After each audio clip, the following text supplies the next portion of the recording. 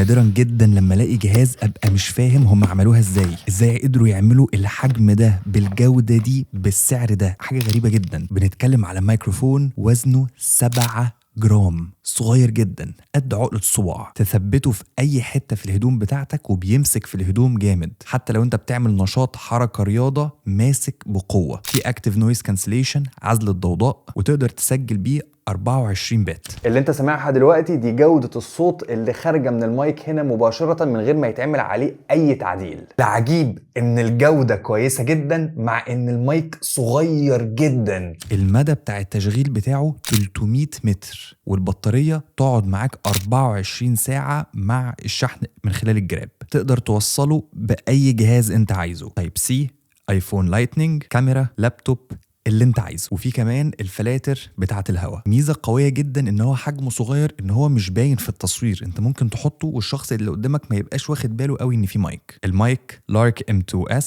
من هولي لاند. الرابط في وصف الفيديو في البايو. وكالعاده ادعي لي.